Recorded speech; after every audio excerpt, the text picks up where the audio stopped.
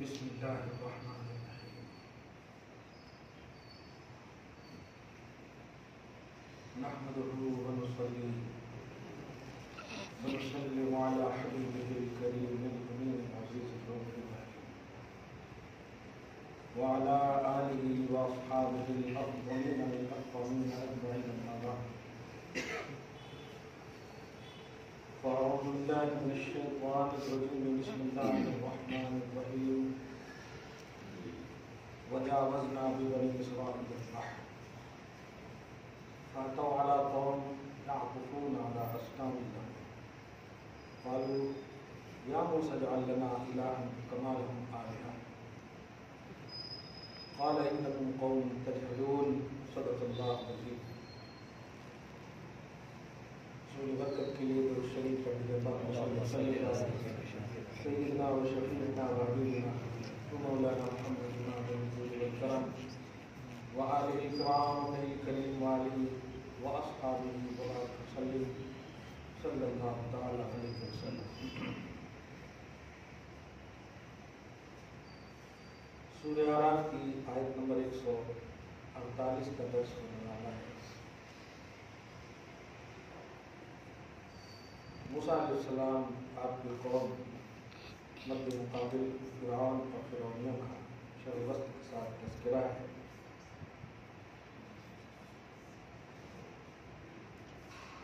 دیکھتے ہیں کہاں سے کرتا ہے. بڑے موقع سے خصوصاً آیت نمبر 141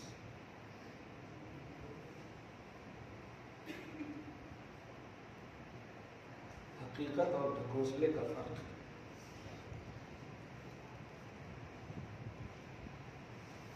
ملک کی آزادی اور اس کا جشن.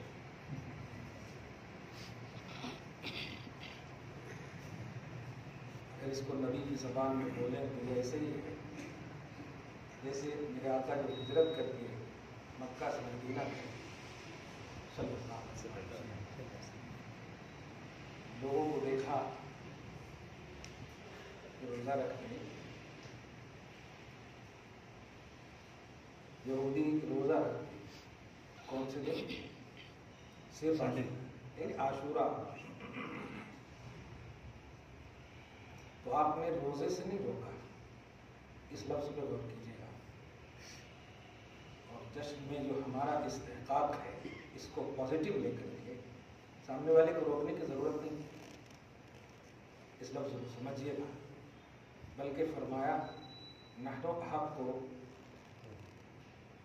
من موسیٰ یا بموسیٰ منکم بموسیٰ. تم سے زیادہ موسیٰ علیہ السلام کی چاہنے اور ان کو نعمت ملنے کے مقابلے میں ہم زیادہ خوشی کے حقدار ہیں. یہ نہیں فرمایا کہ تم حقدار نہیں ہو، ہم زیادہ حقدار ہیں. یہ ہے جشن آزادی کا عنوان. یہ مسلکی عنوان نہیں ہے، یہ مذہبی عنوان ہے. کوئی مسلک والا آزاد نہیں ہوا، ہر مذہب والا آزاد ہوا ہے. صحیح ہے. نبی علیہ السلام نے کیا فرمایا؟ ہم زیادہ حقدار ہیں. روکا نہیں کیا؟ مناؤ تم اپنے حساب سے. یہی ہے جمہوریت. انڈیپینڈنس کا عنوان یہی ہے. اور یہ ہے خوبصورت پیغمبر اسلام محمد عربی صلی اللہ علیہ وسلم کی طرز زندگی میں اور آپ کی آئیڈیالوجی میں. بس آپ نے اتنا فرمایا کہ ایک روزہ اور ایڈ کر لو.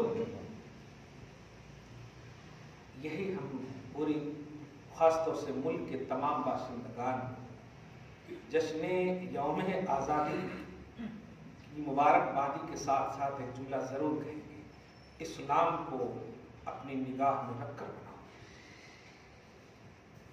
دامن مذہب دامن اسلام نہ چھوڑیں. سامنے والا کیا کر رہا ہمیں اس سے سروکار نہیں، لیکن ہماری مذہبی اجازت ملتی ہے. مذہب اجازت دیتا ہے کہ ہم منائیں.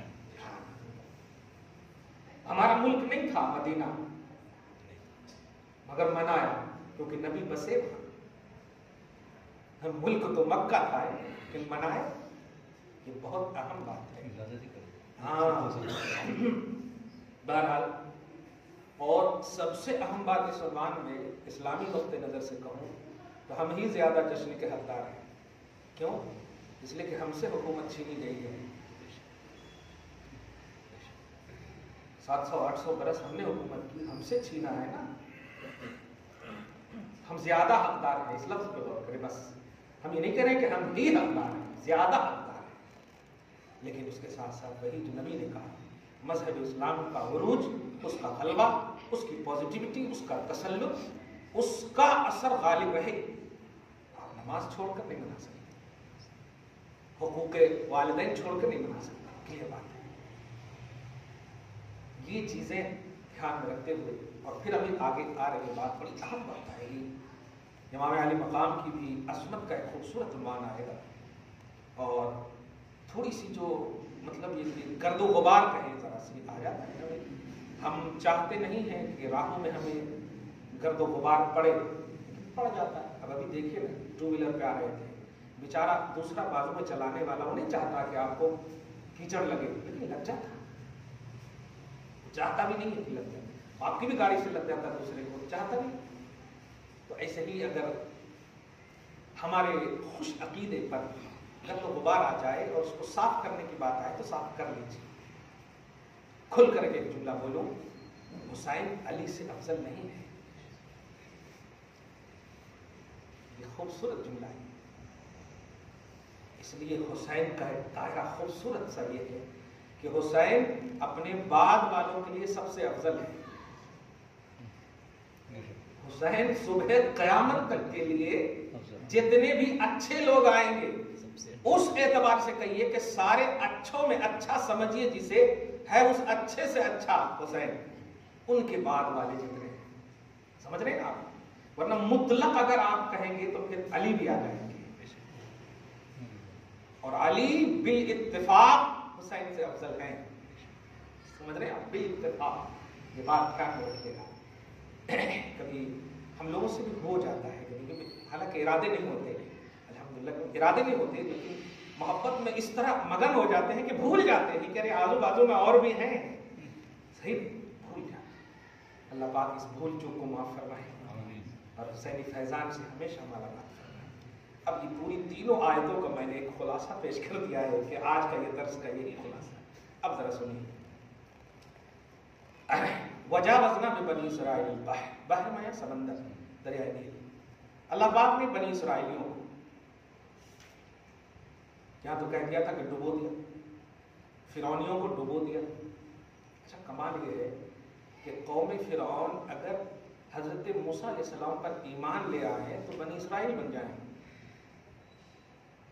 اور ایمان نہ لائے تو فرعونی کہلائے. توحیدی نقطۂ نظر سمجھ رہے؟ یہ ہوتا ہے اچھوں سے کنیکشن کا ثمرہ، کہ کچھ بھی آپ رہیں آزو بازو میں، پاسٹ میں کتنے بھی گڑبڑ رہیں گے نا، اچھے سے کنیکشن کے بعد آپ کا نام بھی اچھا ہی ہونے لگے. اللہ پاک فرماتا ہے ہم نے بنی اسرائیلیوں کو، اچھا بنی اسرائیل کے حوالے سے دھیان دیجیے گا، کچھ لوگ اس کو غلط انداز میں یوز کرتے ہیں. ایک اور بات کہوں، حضرت امیر معاویہ کے بھائی کا بھی نام یزید ہے، ذرا دھیان رکھیے گا. ہاں، حضرت ابو سفیان کے بیٹے کا نام یزید ہے. کاتبان وحی میں سے ہے، وحی کے لکھنے والوں میں سے. میں کتاب پڑھا تو سچ کہوں تھرانے لگا ایک دم بالکل. تو ذرا بڑا سوچ سمجھ کر کے، حالانکہ ہمارا ڈائریکٹ امام حسین کا دشمن مراد ہوتا ہے، لیکن ذرا سی سوچ کر کے کہ اس نام کے اچھے بھی ہیں. اگرچہ کوئی اچھائی نہیں ہے حسین کے مقابلے آنے والے یزید کے سامنے، اس کے پاس صحیح ہے، ہاں کچھ نہیں ہے، لیکن جو ہیں وہ ہے. اللہ پاک نے دبا دیا ہے. کیا بات ہے. دیکھا کاتبان وحی میں سے ان کا نام. تو اسرائیل جو ہے یہ حضرت یعقوب علیہ السلام کا نام ہے. آج ہم لوگ جو ہے نا بول دیتے ہیں یہ اسرائیلی کبھی نہیں سدھریں گے، بولتے ہیں نا آج جو ہے یروشلم یہ سب کے حوالے سے ذرا سوچ سمجھ کے بولنا. ارادے اچھے ہیں آپ کے، کہ پرزنٹلی جو ظالم حکمران ہے وہ مراد ہے، لیکن ایک نبی کا نام ہے، دھیان دیجیے، اسرائیل، یہ حضرت یعقوب علیہ السلام کا نام ہے، نام ہے، اسرائیل لقب ہے، یعقوب نام ہے، ہاں سرنیم بھی کہیے آپ۔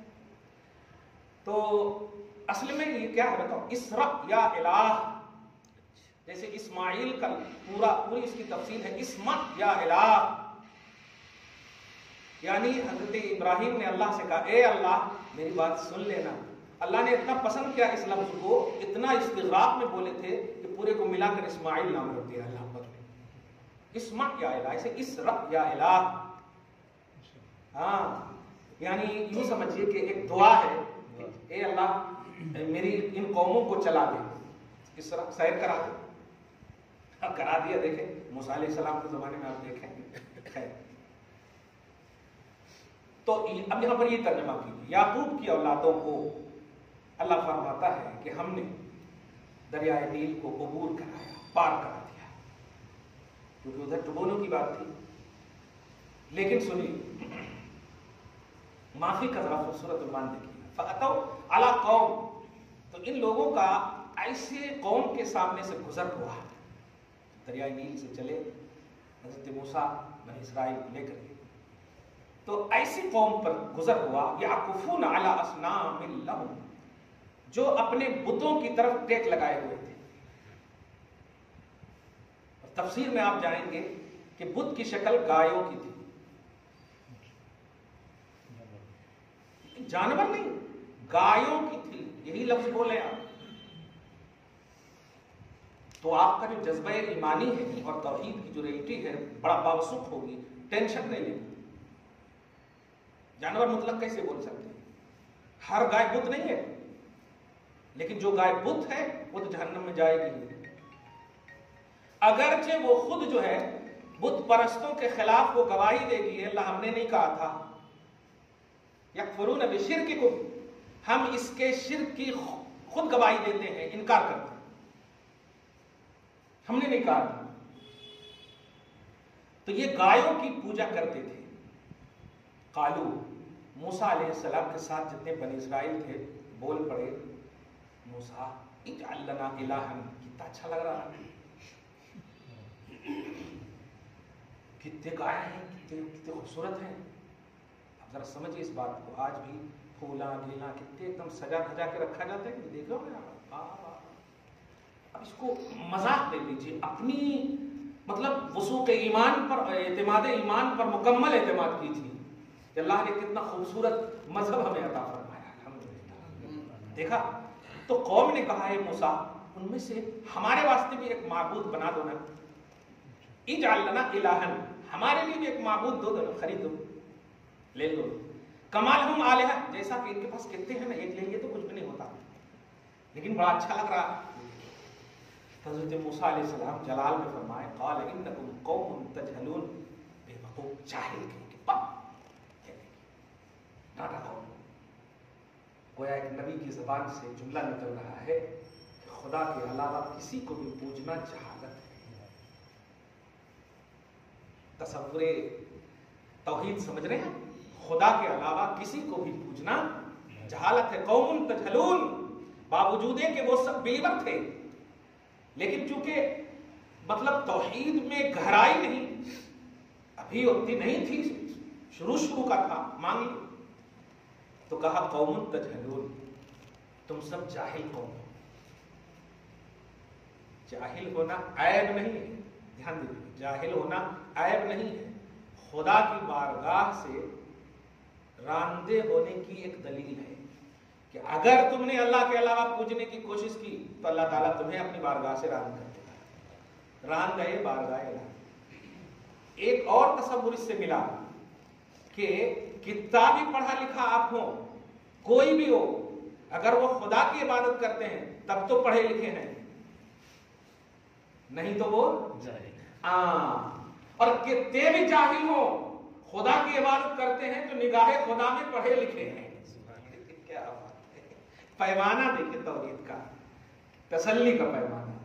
آگے دیکھیے فرماتا ان ہؤلاء متبر ما هم فیہ، ایکسپلین کرتے ہیں کہ تم جو یہ سب دیکھ رہے ہو نا، یہ سب بتوں کو، یہ سب بربادی کے سامان ہیں.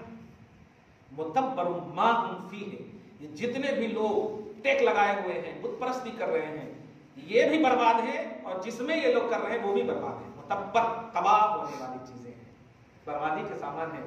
اور تیسری بات وباطل ما کانوا یعملون، جو کر رہے ہیں وہ باطل ہے، جو کر رہے ہیں وہ باطل ہے. خدا کی وحدانیت کا اقرار کر کے خدا کو پوجنا یہ حق ہے، اور خدا کے احساس کو گم کر دینا، چاہے مسجد میں آپ عبادت کر رہے ہوں، یہ باطل ہے. ساری روئے زمین اللہ کی ہے نا، آسمان و زمین سب تسبیح کرتی ہے، پڑھے کہ نہیں؟ تو کیا وہ لوگ زمین پر تھے کہ نہیں؟ لیکن احساس توحید نہیں تھا. اسی کو آپ اگر کربلا میں بھی لے جائیں گے تو جتنی بھی یزیدی نماز پڑھ رہے ہیں سب باطل ہے. جتنی بھی یزیدی نماز پڑھ رہے ہیں، جو کچھ بھی کر رہے ہیں سب باطل ہے. وجہ احساس توحید نہیں. اور جس پر نماز اور سجدہ ناز کر رہا ہے وہ حق ہے، وہ حسینی ہے. کیوں؟ یہاں احساس توحید ہے.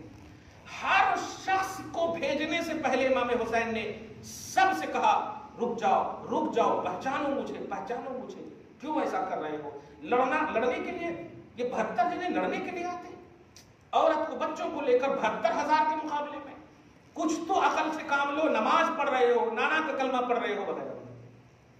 یہ احساس توحید دیکھیں آپ، یہ احساس توحید جو بار بار مطلب ایکٹیو فرما رہے ہیں سامنے والوں کے سامنے، لیکن احساس گم تھا.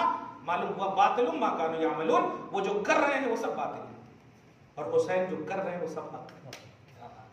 آگے دیکھیں.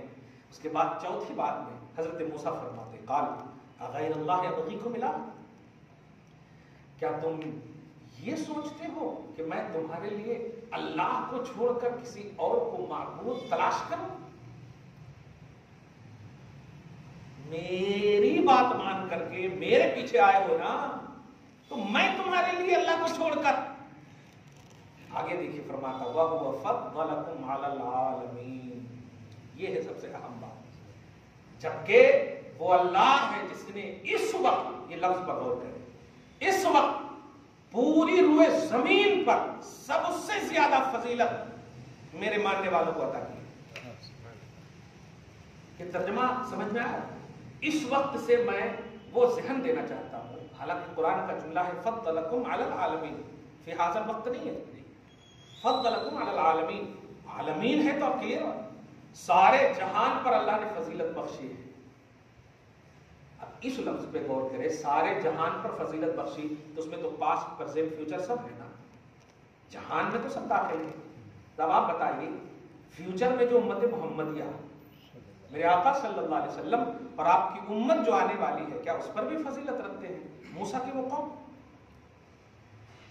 اس لیے میں نے فی حاضر وقت کی قید تفسیر جو خوبصورت ہے، قرآن اسے کہتے ہیں.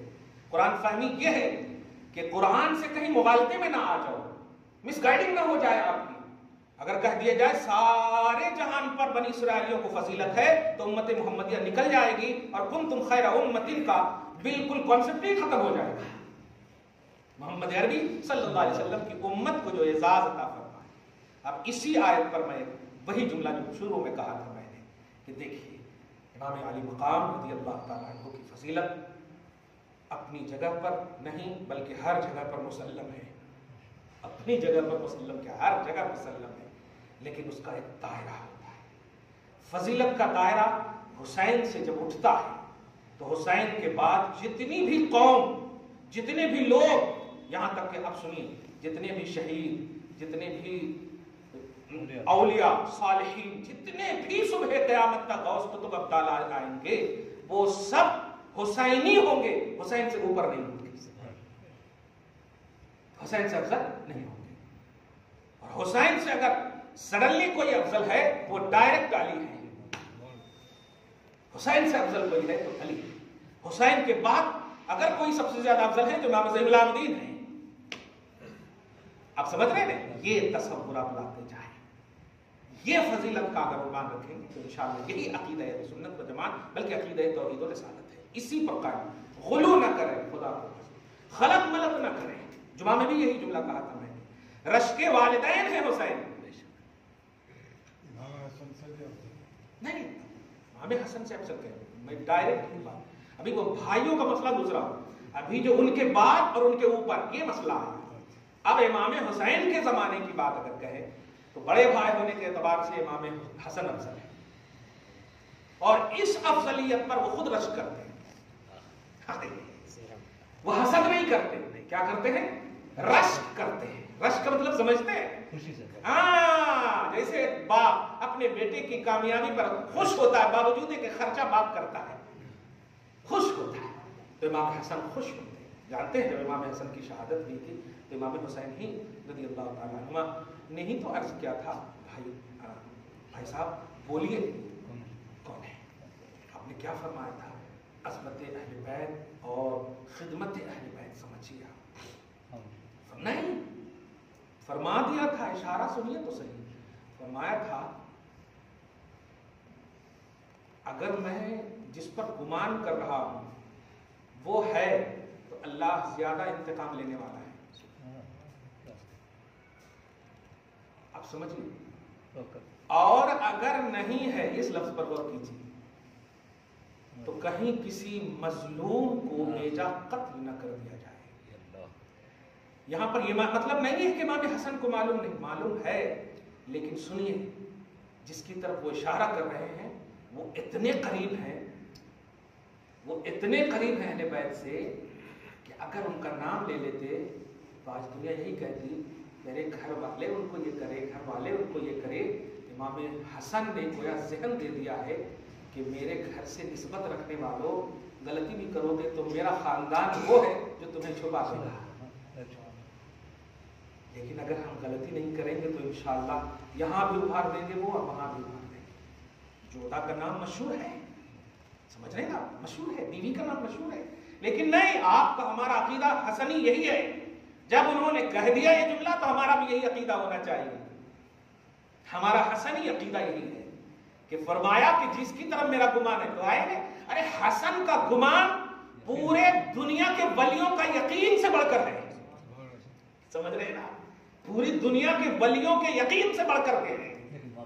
لیکن ہاں کیونکہ اہل بیت کا گھرانہ وہمی طور پر بھی متہم نہ ہو، تہمت نہ لگے، اسی لیے ساری دنیا کی علماء اور ایکسپلینر کو چاہیے جب اہل بیت کا ذکر ہو تو بڑے پازیٹیو انداز میں ذکر کریں. روایتوں کی بنیاد پر، تحقیق و تدقیق کی بنیاد پر کبھی بھی کوئی انگشت نمائی کا پہلو ہو تو ایک دم پیدل چھوڑ دیں ان کو. یہی حسنی اور حسینی پیغام، ان کا بیان کرتے ہو اور خود ان کا بیان نہیں سنتے، ان کا بیان کرتے ہیں ان کے حوالے سے. افسوسناک بات یہ ہے 500 برس کے بعد، 700 برس کے بعد ابن کثیر اور یہ سب آنے والے، ان سے ہم سیکھیں گے حسین کی عظمت، ان سے سیکھیں گے حسین کی عظمت. ساری کتابوں کو پیدل کر دیں آپ، قرآن سے سیکھیے حسین کی عظمت، قرآن سے سیکھیے، صاحب قرآن محمد عربی صلی اللہ علیہ وسلم سے سیکھیے، امام حسین اور امام حسن کے. صحیح ہے. یہ آج دیکھیے جتنے بھی لوگ یزید کے حوالے سے پازیٹیوٹی پیش کر رہے ہیں وہ سب ابن کثیر نے کہا، ابن قیم نے کہا، ابن جوزی نے کہا، سب رہنے دو، یہ ابن رسول ہے. کلیئر بات ہے، یہ ابن جوزی یا ابن کثیر نہیں چاہیے، ابن رسول ہے. کلیئر بات ہے، سب سے بڑی بات ہے، ابن رسول ہے، سید الانبیاء کے بیٹے ہیں، جن کی اصل بھی جنتی ہے اور جن کی نسل بھی جنتی ہے. یہ قرآن کا فیصلہ ہے. اصل بھی جنتی، حضرت آدم علیہ السلام تک آپ کے باپ دادا پردادا جتنے بھی چلے جائیں، ادھر ماں نانی جتنے بھی چلے جائیں، سب جنتی ہیں، اور آپ کی نسل بھی بقائے نسل کے ساتھ. اللہ تعالیٰ یہ صحیح سوچ ہم سب کو نصیب فرمائے. تو یہ چیز مجھے امام حسین کے حوالے سے، خصوصاً حسنین کریمین کے حوالے سے کہنی تھی. اور ایک بات بڑی اچھی کہہ دیا آپ نے، کیونکہ یہ بات ہو سکتا پھر کمنٹس میں آ جائے کہ امام حسن سے بھی چھوٹی چھوٹی باتیں ہوتی ہیں. امام حسن بھی چونکہ آپ اگر دیکھیں تو امام حسن تو منزلت علی ہیں حسین کے لیے، بڑے بھائی ہیں تو منزلت علی ہیں حسین کے لیے. صحیح ہے، بڑے بھائی ہیں تو علی کی منزل میں نہیں. کیا بات ہے، الحمدللہ. زیادہ نہیں، 11 مہینہ 11 مہینہ، کیا سے برابر بولے تھے. اور اللہ کا ایک بھی ذرا احسان بتائیے، دیکھیے کتنا ہے احسان کہ کوئی شکوہ کی کسی کتاب میں بھی نہیں ہے حضرت فاطمہ کے حوالے سے. وہ خوبصورت اور وہ خوبصیرت بلکہ ساری خوبیوں کی مرکز ہے حضرت فاطمہ، سال میں حسنین کریمین عطا فرمائے. کیا بات ہے، غور کر رہے ہیں آپ، 11 مہینے کے اندر امام حسین تشریف لائے. اچھا کمال یہ، اسی لیے تو نبی نے کیا فرمایا تھا، تیرے گود میں حسین پلے گا. اس کی وجہ یہی تھی کہ چونکہ حسن ابھی چھوٹے ہی ہیں تب دو کو کیسے سنبھالتی، اس لیے تو سنبھالے گی. کیا بات ہے، خواب جو دیکھا تھا ام سلمہ نے، دیکھ رہے خواب جو دیکھا تھا، میں نے ایسا دوڑتی ہوئی آئی، میں نے ایسا دیکھا، آپ کے جسم کا ایک حصہ ہے. کیا بات ہے، وہ فیصلہ الہی دیکھیے آپ، سبحان اللہ، خدا کا فیصلہ آپ دیکھیے. یہ ہمارا اور آپ کا نیاپن بھی کچھ ہوتا ہے، یہ بھی چھوٹا بچہ ہے، اب کیا ہوتا کیسا ہوتا ہے، سب سوچ لیتے ہیں. ایک بار تو فاطمہ کو یاد کر لیجیے، ایک بار تو علی کا گھرانہ یاد کر لیجیے جہاں پہلے ہی اشارہ فرما دیا ہے کہ تیرے گود میں پلے گا. کیا بات ہے، ہو سکتا ہے کہ اس بچے کو کوئی تکلیف ہو یا اس کی ماں کو کوئی تکلیف ہو، جو نبی اپنی خواہش سے کچھ نہیں بولتا، گویا خدا کا فیصلہ. کیا بات ہے. خیر، وَهُوَ فَضَّلَكُمْ عَلَى الْعَالَمِينَ، اس آیت کریمہ سے امام حسن اور حسین کی جو عظمت و فضیلت بتائی گئی وہ یہی ہے کہ ہم پوری صبح قیامت تک آنے والے جتنے بھی اچھے ہیں، بس اس لفظ پہ غور کیجیے. جیسے میرے آقا صلی اللہ علیہ وسلم کا جو عنوان ہے، ان کا عنوان پاسٹ پرزینٹ فیوچر آل ان آل اچھے کو دیکھتے ہوئے ہے کہ آپ سب سے افضل ہیں. آپ سب سے افضل ہیں. کیوں؟ اس لیے کہ آپ نبیوں سے افضل ہیں. تو اب امتی کا تو کوئی عنوان ہی نہیں، امتی کا کوئی عنوان ہی نہیں. نبیوں سے جب افضل ہے تو اس لیے آپ پاسٹ پرزینٹ فیوچر اوپر جتنے بھی گئے، اوپر والے سے بھی نیچے والے سے سب سے افضل ہے. لیکن میرے امام عالی مقام کی جو افضلیت ہے صبح قیامت تک، کیا بات ہے، یہ بڑی اہم بات ہے. 1400 سال کے قریب ہو گئی. اب صبح قیامت تک اس میں آپ لے لیجیے نا نام، غوث پاک کو بھی لے لیجیے نا اور فخر کیجیے. ایک اور جملہ آ گیا ہے جو کہ جشن آزادی کے حوالے سے ہے. میں اس بات کو بڑے اہمیت کے ساتھ اعلان کرتا ہوں، ہم بھارت کو بائی چانس مطلب نہیں رہے ہیں، بائی چوائس رہے ہیں. بائی چوائس ایک دم یہی جملہ ہی بولیا. ہم بھارت کو، ہندوستان کو جو ہے چانس لے کر کے یا بائی چانس نہیں رہے ہیں کہ ہمارے پاس اب کوئی آپشن نہیں تھا جانے کا. ہمارے پاس تھا، کلیئر تھا جانے کا آپشن، لیکن ہم چوائس کیے. چوائس کرنے کی جو وجہ ہے وہ خواجہ غریب نواز ہے، وہ خواجہ غریب نواز ہے.